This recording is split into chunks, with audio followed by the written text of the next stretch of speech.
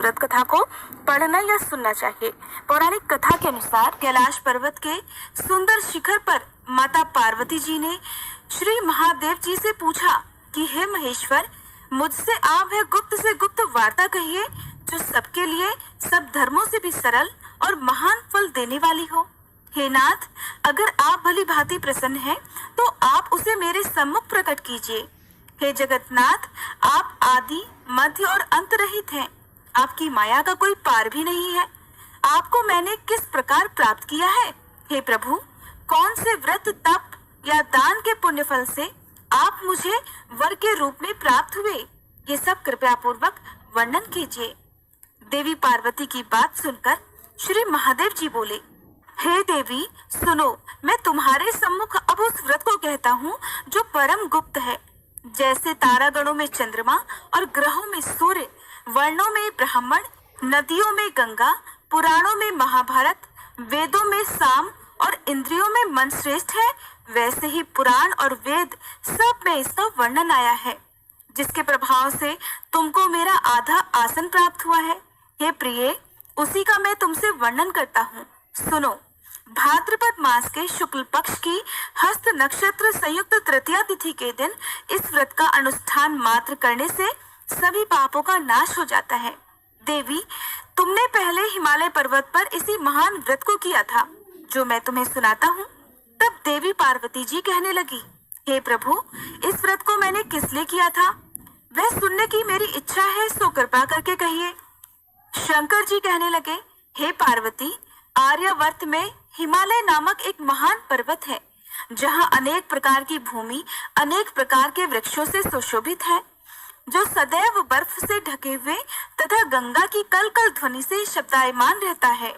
तुमने बचपन में उसी स्थान पर परम तप किया था और 12 वर्षों तक लगातार जल में रहकर और वैशाख मास में अग्नि में प्रवेश करके कठिन तप किया। श्रावण के महीने में बाहर खुले में निवास कर अन्न त्याग कर तपस्या करती रही। तुम्हारे उस कष्ट को देखकर तुम्हारे पिता को बड़ी चिंता हुई। वे दुखी होकर सोचने लगे कि मैं इस कन्या का विवाह किससे करूं। इसी अवसर पर दैवयोग से श्री ब्रह्मा जी के पुत्र देवर्षि नारद वहां पधारे। देवर्षि नारद ने तुम शैलपुत्री को देखा। तुम्हारे पिता हिमालय ने देवर्षि को अर्घ्य पाद्य आसन देकर सम्मान सहित बिठाया और कहने लगे, हे मुनीश्वर, आपने यहाँ तक आने का कष्ट क्या किया, कहिए क्या आज्ञा है। तो देवर्षि नारद बोले, नारायण नारायण, हे गिरिराज, मैं विष्णु भगवान का भेजा हुआ यहाँ आया हूँ। आप मेरी बात सुनिए। आप अपनी कन्या को उत्तम वर को दान कीजिए। ब्रह्मा, विष्णु और महेश आदि देवताओं में विष्णु भगवान के समान कोई भी उत्तम नहीं है, इसलिए मेरी राय से आप अपनी कन्या का दान भगवान विष्णु को ही दे दें। तो हिमालय बोले, अगर भगवान वासुदेव स्वयं ही मेरी कन्या को ग्रहण करना चाहते हैं और इस कार्य के लिए ही यदि आपका आगमन यहाँ हुआ है, तो ये तो मेरे लिए बड़ी गौरव की बात है देवर्षि। मैं अपनी कन्या अवश्य ही उन्हें दूंगा।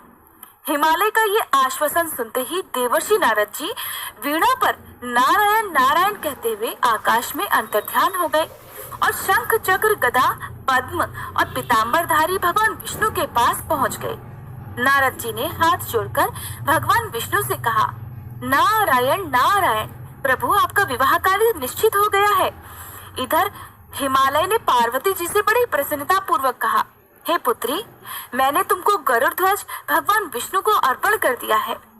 अपने पिता के इन वाक्यों को सुनते ही देवी पार्वती अत्यंत दुखी और निराश हो गई। अपनी सहेली के पास गई और धरती पर गिरकर अत्यंत दुखी होकर विलाप करने लगी। अपनी सखी को विलाप करता हुआ देखकर देवी पार्वती की सखी बोली, हे देवी, तुम किस कारण से इतना दुखी हो, मुझे बताओ, मैं अवश्य ही तुम्हारी ये इच्छा पूर्ण करूंगी।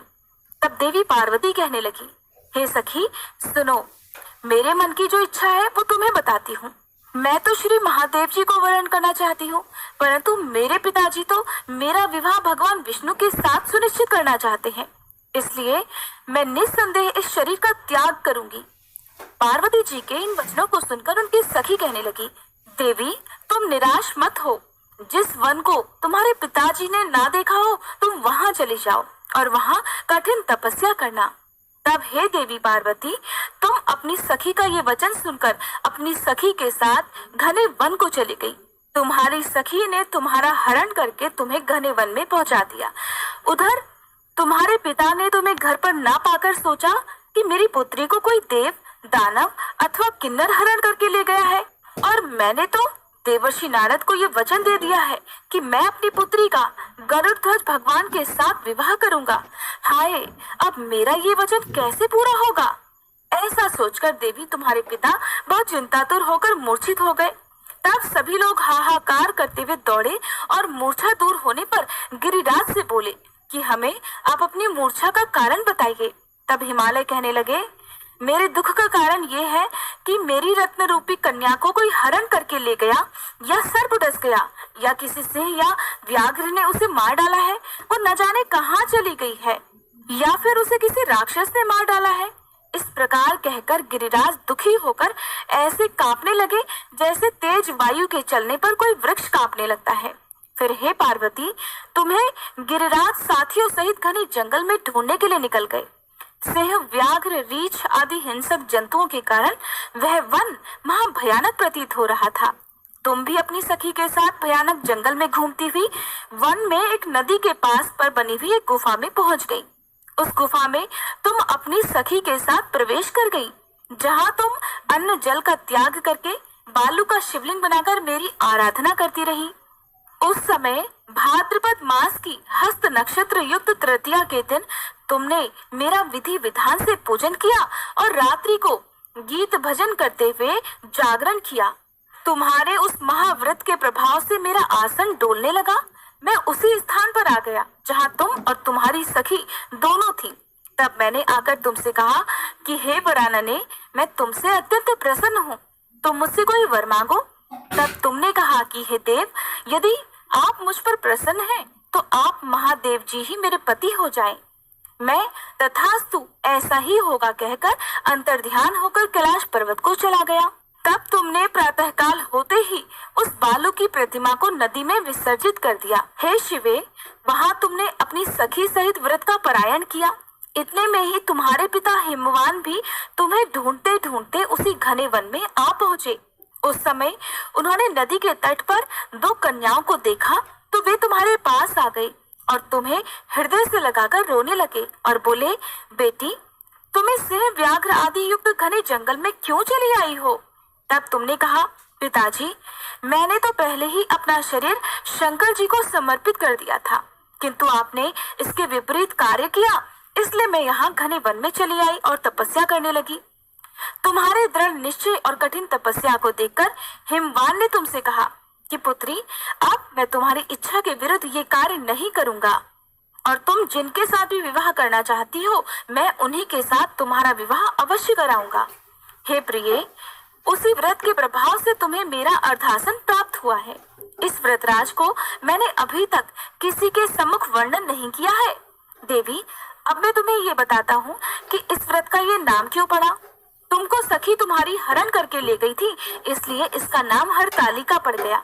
तब देवी पार्वती जी बोली, हे स्वामी, आपने इस व्रतराज का नाम तो मुझे बता दिया, किंतु मुझे इसकी विधि और फल भी बताइए कि इसे करने से किस फल की प्राप्ति होती है।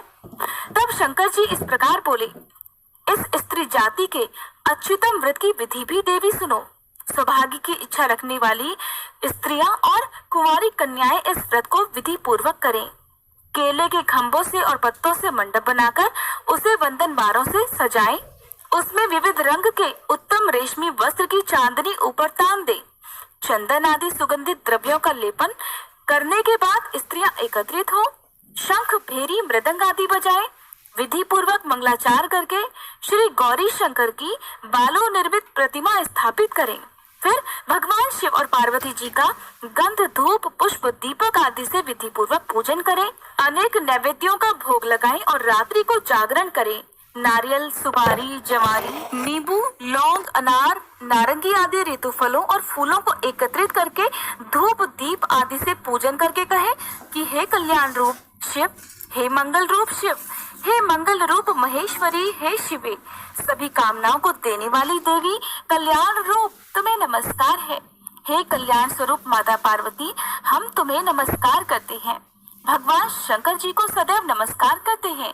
हे ब्रह्म रूपिणी, जगत का पालन करने वाली हे माँ, आपको बारंबार नमस्कार है। हे सिंहवाहिनी, मैं सांसारिक भय से व्याकुल हूँ, तो मेरी रक्षा करो। हे महेश्वरी, इसी इच्छा से आपका आज पूजन किया है और उपवास रखा है। हे माता पार्वती, आप अब मेरे ऊपर प्रसन्न होकर मुझे सुख प्रदान करो, मुझे सौभाग्य प्रदान करो और मेरे सुहाग की रक्षा करो। कुंवारी कन्याओं को इस प्रकार कहना चाहिए कि हे देवी पार्वती, आप मेरे इस व्रत को पूजन को स्वीकार करके मुझे मनोवांछित जीवन साथी प्रदान करो और मेरा दाम्पत्य जीवन सुखी करो। इस प्रकार के शब्दों द्वारा उमा सहित शंकर जी का पूजन करना चाहिए। विधि पूर्वक कथा को सुनकर गौ, वस्त्र, आभूषण आदि ब्राह्मणों को दान करें। इस प्रकार से व्रत करने वाले के सभी पाप नष्ट हो जाते हैं। सुहागिन महिलाओं के सुहाग की रक्षा होती है और कुंवारी कन्याओं का विवाह जल्दी ही उनके मनपसंद जीवन साथी से हो जाता है।